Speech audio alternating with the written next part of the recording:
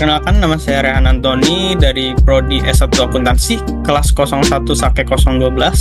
Sini saya akan menjelaskan pertemuan 9 mengenai struktur organisasi dan deskripsi pekerjaan pada mata kuliah pengantar manajemen dan bisnis.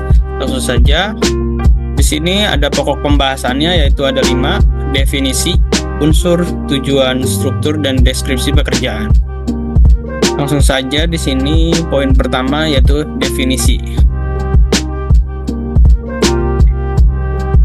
Perorganisasian adalah proses mengatur sumber daya dan aktivitas untuk mencapai tujuan organisasi secara efisien. Pengorganisasian melibatkan perencanaan struktur formal, pembagian tugas, dan penetapan wewenang di antara anggota organisasi. Hasilnya adalah organisasi sebagai alat pencapaian tujuan yang keberhasilannya bergantung pada manusia yang menjalankannya. Fungsi ini mencakup perancangan struktur, pengelompokan kegiatan, penugasan manajer, serta pembagian tugas dan wewenang secara efektif. Lalu di sini poin kedua yaitu unsur. Unsur di sini ada 3 poin, yaitu sekelompok orang, lalu interaksi dan kerjasama, dan tujuan bersama. Sekelompok orang dalam pengorganisasian adalah individu-individu yang bergabung dalam organisasi dengan kesediaan mengikuti aturan, norma, dan kebijakan yang telah ditetapkan. Mereka memiliki tanggung jawab masing-masing untuk melaksanakannya peran secara optimal demi keberhasilan organisasinya. Lalu poin kedua, interaksi dan kerjasama, adalah hubungan timbal balik di antara anggota organisasi. Mereka saling mendukung, berbagi informasi, dan berkolaborasi untuk memastikan setiap aktivitas berjalan lancar. Hal ini menciptakan sinergi yang memperkuat kemampuan organisasi dalam mencapai tujuannya. Lalu, poin ketiga yaitu tujuan bersama. Tujuan bersama adalah arah yang ingin dicapai oleh organisasi itu sendiri.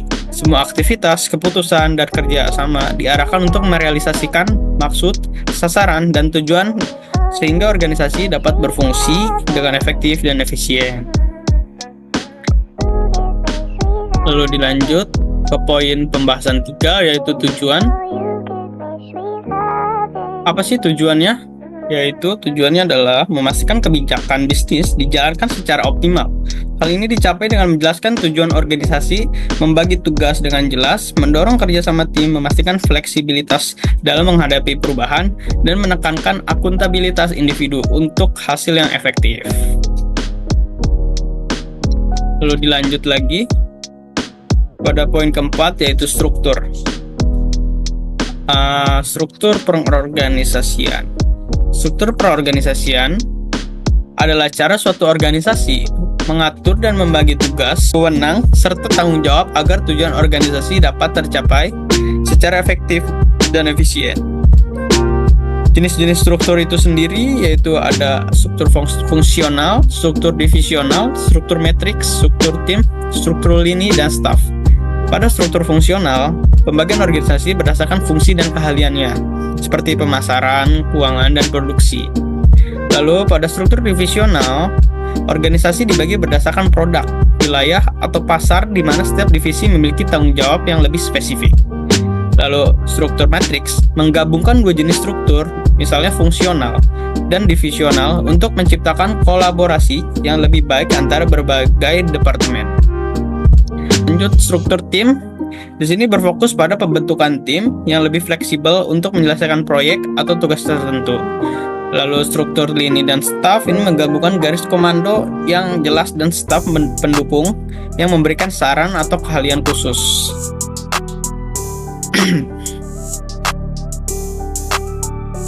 Lalu pada poin kelima, deskripsi pekerjaan.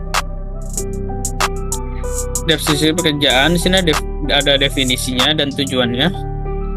Deskripsi pekerjaan atau job description adalah dokumen tertulis yang menjelaskan karakteristik suatu jabatan, termasuk tugas, tanggung jawab, kondisi pekerjaan, dan hubungan pekerjaan dalam organisasi.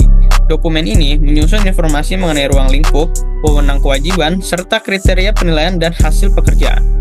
Deskripsi pekerjaan bertujuan memberikan pedoman bagi karyawan untuk melaksanakan tugas sesuai tanggung jawabnya, sehingga dapat meningkatkan kinerja dan produktivitas di organisasinya. Sekian dari pembahasan materi pertemuan 9 ini. Terima kasih.